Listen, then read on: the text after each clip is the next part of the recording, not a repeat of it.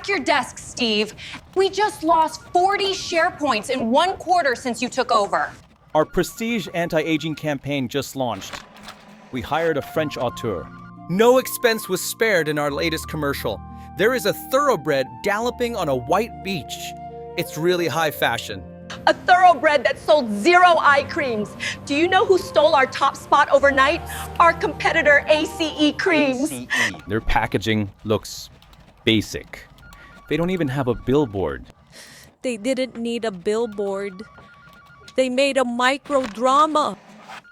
That's trash. No craft, no beauty, just cliffhangers and chaos. And that trash just killed your campaign. Clear your desk, Steve, and thank God we're just AI. If this were real, you'd be jobless. Imagine Who is the fairest of them all? your competitor launches their own vertical microdrama and wins. Itigil mo yung makina! Hindi mo ba nakikita na may tao? Walang pwedeng masaktan sa site ko. I am Chef Leo, liquidator from Prime Yield Corp. By order of the city, condemned na tong buong kalsada. I'm giving you exactly 24 hours para mag-pack up. Pero bukas... I won't stop the machine. Sabi nila, chef ka daw dati bago ka nag-sell out? Totoo ba? Anak, long time no see. Hindi ko akalaing ganito mangyayari sa iyo.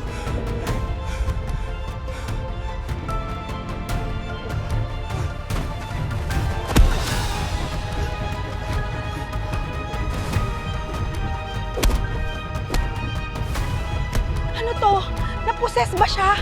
Gusto mo tong kalsada ng lola ko? You wanna pave over our heritage? Then outcook me for it. Tomorrow, high noon, dito mismo. Let's see kung marunong ka pang humawak ng sandok, chef. Challenge accepted! Hindi ko inaasahan mangyari sa akin ito, pero last week, naubusan ako ng gas.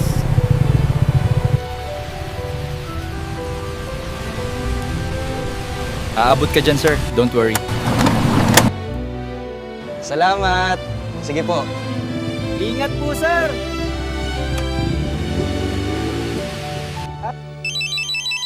Answer! Pagod na ako. Hindi kita kailangan maging mayaman. Kailangan kitang maging sigurado sa buhay mo.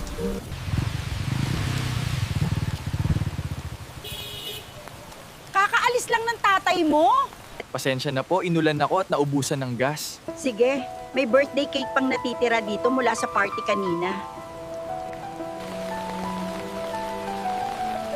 Your first task is completed. 11 tasks to go.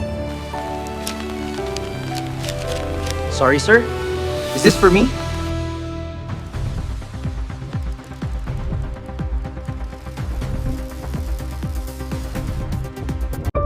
Sa dagat na bumubuhay sa bayan, may lihim na unti-unting sumisira. Isang lupon ng mga mangingisda humaharap sa puwersa ng kasakiman. Nakataya ang pag-ibig, pamilya, komunidad at kinabukasan hanggang saan sila handang lumaban.